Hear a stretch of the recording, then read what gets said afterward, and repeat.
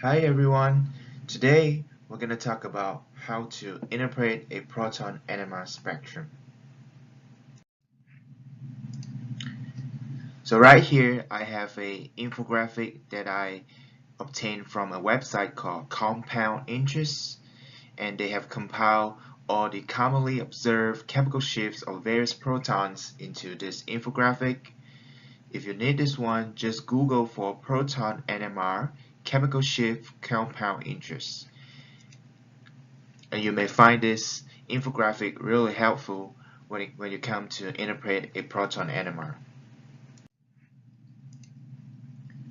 So this is how the NMR data commonly reported in journal article. It involves reporting the frequency of the NMR spectrometer used, the solvent you use to dissolve your sample, the chemical shift, as well as the multiplicity of each of the peaks.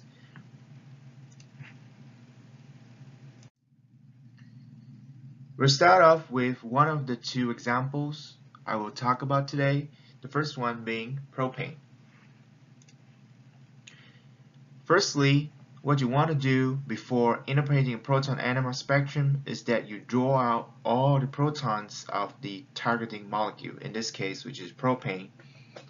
So as you can see, I've drawn all the protons out so that we have a clearer picture of how the proton looks like. There's one point that you need to know, that not all protons are equivalent due to the varying chemical environment. That's why different type of protons is going to show up differently in the NMR spectrum. We have more than one peak, and that will be the case. So first thing you have to notice is that we have a plane of symmetry going right here, which bisects the propane molecule into two. Then if you look closely, this carbon right here and this carbon right here, they are equivalent,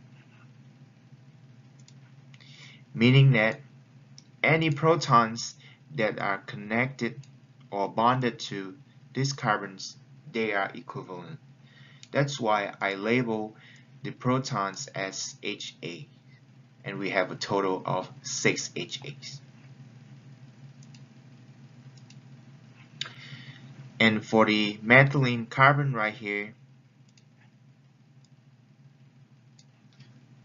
the methylene group right here, because two of these protons, they are connected to the same carbon. Therefore, both of these protons, they are equivalent, and I have named them HB. So we will expect two signals to show up in the NMR spectrum because we have a total of two non-equivalent protons, two types. That's why we are going to expect two signals. Then moving on, we're going to talk about what we term chemical shift. So chemical shift, a typical NMR spectrum looks like this. It's just a brief one.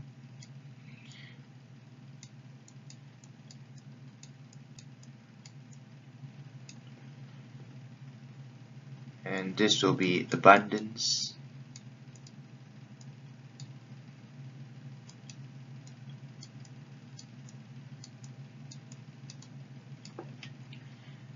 So this axis right here will be the chemical shift, and we commonly denote it as delta. Depending on different type of chemical protons, they will show up in different chemical shift. Some will have a higher chemical shift, and some will have a lower chemical shift. When we talk about higher chemical shift, it is what termed as downfield, and when it's a lower chemical shift, it is called upfield. Then for regular organic compounds, we only deal with downfield shift. But when you're dealing with some inorganic compound where you have a complex with the ligands are organic, you will see some upfield shift where the chemical shift will be less than 0.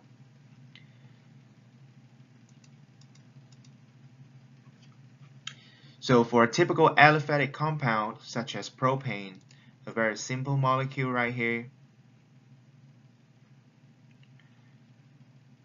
the protons is going to show up between 1 to 2 ppm. If you see any peaks that show up in this region, very likely they are just regular aliphatic protons. Then thirdly, we have something called integration. For example, if we have a very simple singlet showing up in the NMR spectrum, where we integrate this, meaning that we are calculating the area under this peak, and the value that's given corresponds to how many protons does this peak means. And then finally, we have something called the multiplicity. Depending on the chemical environments, the multiplicity, the peaks is going to split in different way, but one of the general rule would be the n plus 1, and n means that we're going to have n would be the number of neighboring protons. We will look into in details shortly.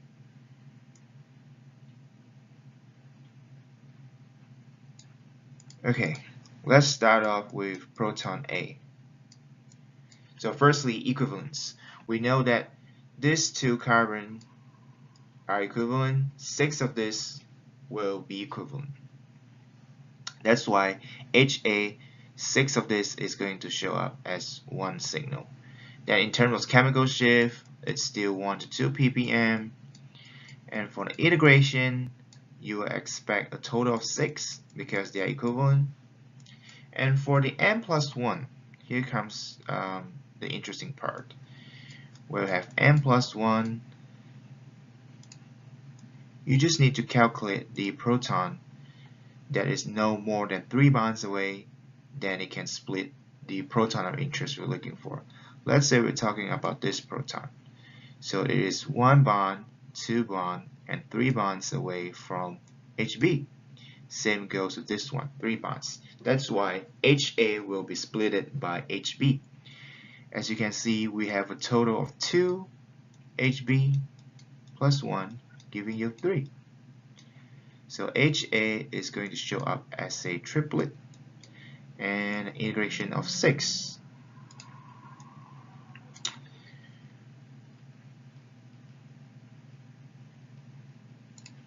And for the case of HB, it is the same. We have a total of 2 HB. So the integration was going to be 2. The multiplicity, we have a total of 6 neighboring protons, which are the HAs. So 6 plus 1 gives you 7. It will show up as a septet. So this is how we predict how many peaks, the integration, the multiplicity, as well as the chemical shift of a typical compound. On the next slide, we're going to take a look at the spectrum of propane. So this is the spectrum of propane. Just like what we predicted, we're going to have 2 peaks showing up between 1 to 2 ppm. So that's one of the criterion fulfilled. Then we also have a septet with the integration of 6 and a triplet of an integration of 2. So far, they fulfill what we have predicted earlier. I will show you a bigger spectrum on the following slide so that we can have a clearer picture. This is a bigger picture of the spectrum that we had earlier. So we have septet with an integration of 6. A septet with an integration of 2 and a triplet with an integration of 6. So this fulfills the what we predicted for propane. And next slide, we're going to look at a slightly more complicated compound, which is ethylbenzene. So for ethylbenzene, this is how the structure looks like. Similarly, you have to draw all the protons so that we can know how the proton looks like. Let's start out with HA. 3 of these protons are connected to the same carbon. That's why they are similar. And 2 of these protons, they are connected to the same carbon. That's why they are similar. And for the benzene ring right here, recall that if there's a plane of symmetry going right here, this carbon is equivalent to this one, thereby 2 of these protons will be equivalent. Same goes to both this carbon, they will be similar. And this HE is by itself. So judging by the structure, we predict that there will be 1, 2, 3, 4, and 5 signals.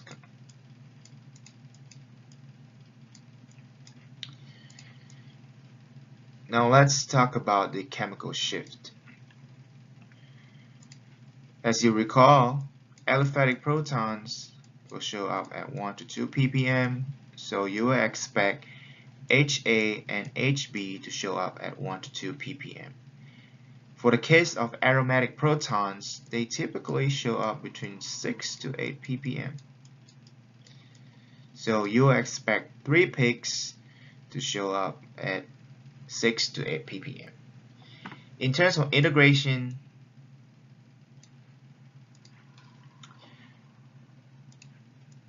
we just have to take a look at the equivalence of the protons. So HA, 3 equivalent protons, and you can predict the multiplicity using the n+1 rule, where you have 2 neighboring protons giving you 3, it will be a triplet. Then where you have HB, integration of 2. In this case, we're going to take a look if HB can be split by HC. So that's 1 bond, 2 bonds, 3 bonds, and 4 bonds. They're too far away. On the contrary, HA is 1 bond, 2 bonds, 3 bonds away. So HB will be split by HA. And n+1 giving you 4, a quartet. Then for HD, similarly, it will show up as a triplet with an integration of 2. Then HC will be a doublet with an integration of 2. Finally, we have HE, which is going to split as a triplet by only an integration of 1. So this is how we predict the spectrum of ethylbenzene look like. So now let's take a look at how the spectrum of ethylbenzene looks like. You might be surprised that there's only 3 peaks as opposed to what we predicted earlier. It's okay. Let's take a look at the aliphatic region first. So right here, this one. For the aliphatic, 1 to 2 ppm. Yeah, this one's arguably 2 ppm. It's approximately 2.7 ppm. So we have 2 peaks in the aliphatic region. As we predicted, HA is going to show up as a triplet with an integration of 3, and HB is going to show up as a quartet with an integration of 2. So we know that 2 of these protons corresponds to the aliphatic protons, belongs to the ethyl group. And the reason why HB has a downfield shift is because it is connected to a benzene ring. And the benzene ring has the pi electron circling, rendering the carbon at position B is more distributed That's why we have a downfield shift. Then for the aromatic protons, usually they show up in the 6 to 8, so we have 7.2 right here. That's a good one.